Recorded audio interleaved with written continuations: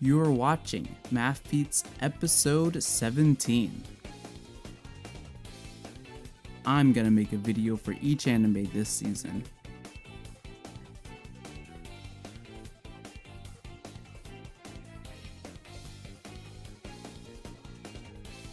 Okay, so I just finished watching episode 1 and episode 0 of Lord El-Melloi the second Say No Jikenbo Rail Zeppelin Grace Note. In English, that's Lord El-Melloi or Melloi the second Case Files Rail Zeppelin Grace Note. And it was quite an absorbing episode. So we're just gonna start off with the summary. Basically, here's how shit goes down throughout this episode. So we're introduced to the show. The first scene we see is basically Gilgamesh killing some guy, and then what happens is we cut to some random Loli known as Rhaenys El-Melloi Archisorte, and she is basically interrogating Waver Velvet because she happens to be the second in line, or the niece of Kenneth El-Melloi Archibald, who just so happens to be a man that Waver blames himself for the death for. And so because of that, Rhaenys is the next in line to be a lord, but she is obviously really young, even though she does seem to be quite capable of at least manipulation, considering she's literally torturing this guy and interrogating him like a pro. But anyway, Rhaenys probably is not so into that, but right now she's basically asking Waver Velvet what his deal is and what are the meanings behind his actions, because he's done a whole bunch of stuff since he randomly at one point borrowed a whole bunch of money and moved to Japan so he could get into the Grill War and shit like that. Because Kenneth was Waver's teacher that he basically betrayed so that he could get into the Holy Grail War, Kenneth and his wife both die, and so Waver of course blames himself for that, even if he didn't know that his wife also died, which is what Rhaenys tells him. So what Rhaenys really wants to know is, and mostly the reason why she's torturing him, is because she wants to know why after he died, why he borrowed a whole bunch of money to buy back the class, the El-Melloi class, the El-Melloi class that Kenneth had previously taught before he died. Like and subscribe if you wish you had an Imouto who was also a lord. And so that's when Velvet basically goes into a whole story, and we go back in time to several months after the Holy Grail War to basically what Velvet did after the whole Holy Grail War ended and everything. So apparently what happened is that Velvet went to Iraq to find Babylon, and he sees a guy who needs help because his sister is sick and he needs help going to the doctor, but his motorcycle won't start. And so what Velvet does is he uses some magic just to because the spark plug was blown, he used some magic just to get the ignition running again, as long as he doesn't turn off his motorcycle. And so after having done that, a guy from right behind him, who appeared right behind him, Barzan, who has these mystic eyes that paralyze you and make it so that you can't move and your body's all flinchy and shit. He basically saw that and realizes and knows that he is now a mage, and he asks him, "Are you a mage?" And he says yes, and then immediately he paralyzes him so that he can basically kidnap him.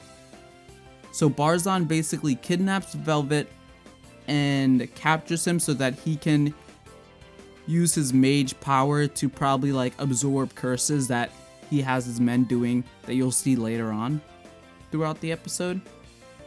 So since Barzan throws Velvet into a cell, basically, after Barzan leaves, Velvet realizes After Barzan leaves, Waver realizes that his cellmate is actually Melvin Wines, who is basically an old schoolmate who has a weird habit of vomiting blood at any given moment. That's a quote, and he just vomits blood. And yeah, so they used to be schoolmates basically. Even if they weren't really that close to each other, Melvin just so happened to also have been caught by Barzan when he was in Iraq hoping to score a profitable investment.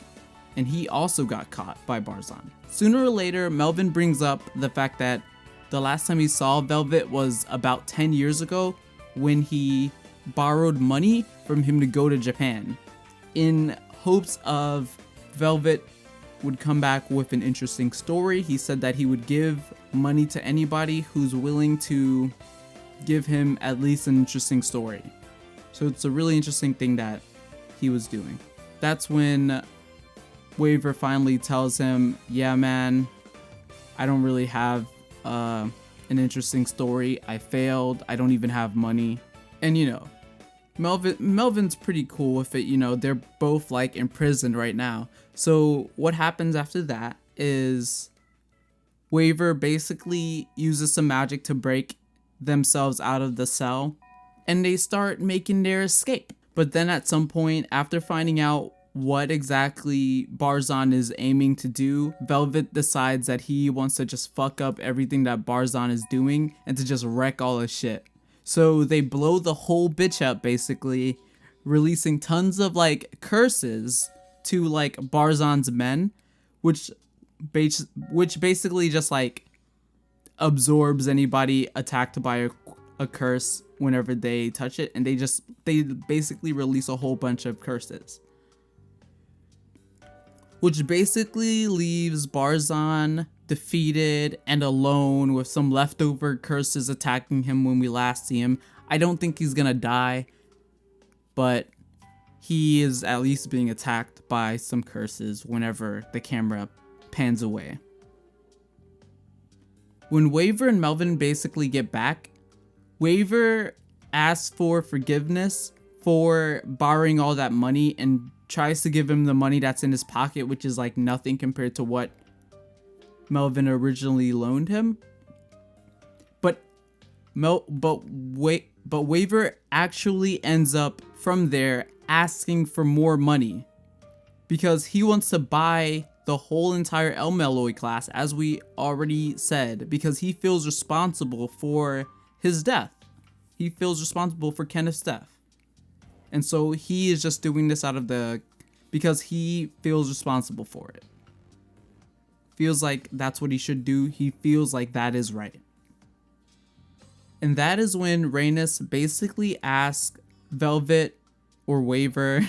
That's when Rhaenys finally asks Waver basically what she essentially wanted all along, which was to have somebody do all her boring work and diplomacy as a lord until she reaches a more mature age, because she's really young and she's not really of age to be a lord and be dealing with shit like the Holy Grail War.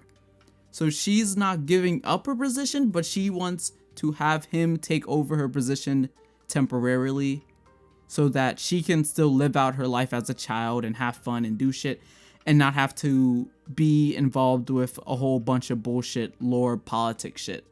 Basically, she wants him to do all the paperwork while she just has fun, you know. I'm hoping to see her grow in throughout this series too, because I think it'd be cool to have her also grow some in being in his presence, since he has also grown from being with Kenneth.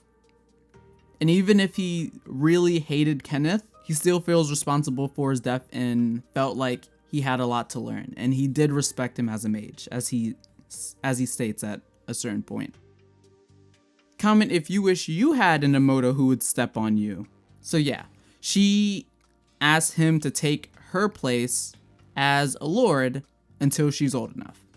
To which Velvet of course says yes, only with the condition that he add the title the second to his new title of Lord El-Melloi, because he feels like that it would be an insult almost to call him or say that he is anything like the man that has that first title.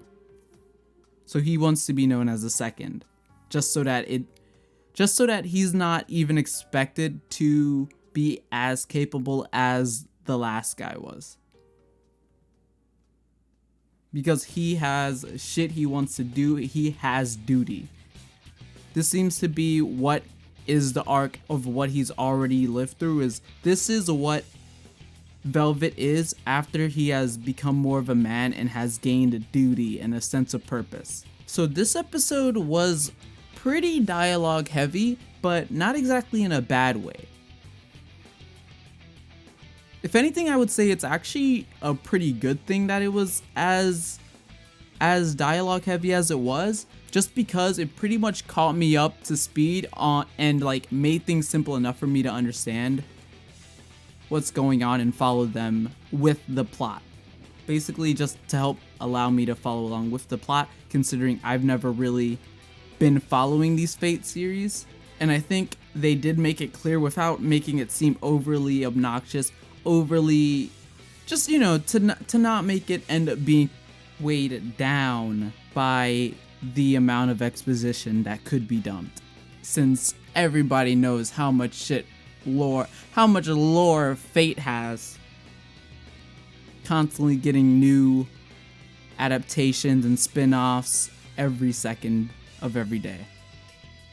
Other than that, the episode was quite riveting as you follow the story of every little thing that's basically happened to Velvet ever since the Holy Grail War.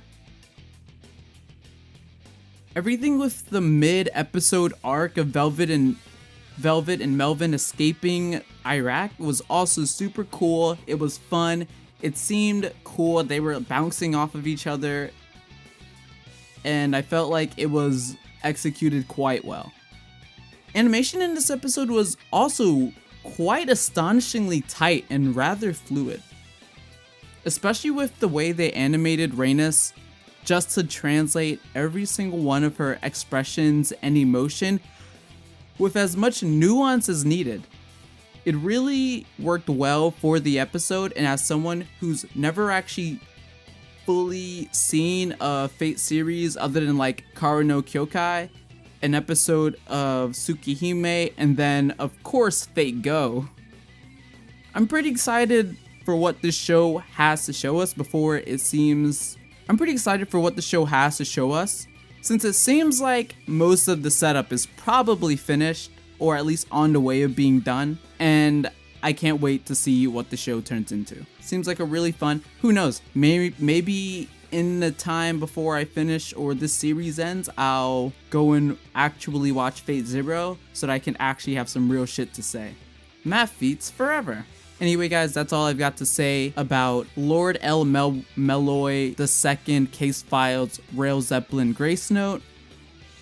Thank you guys for watching. Like, comment, subscribe, and all that. That's all from MAVFEATS episode 17. Thank you for watching, and I'll see you next time.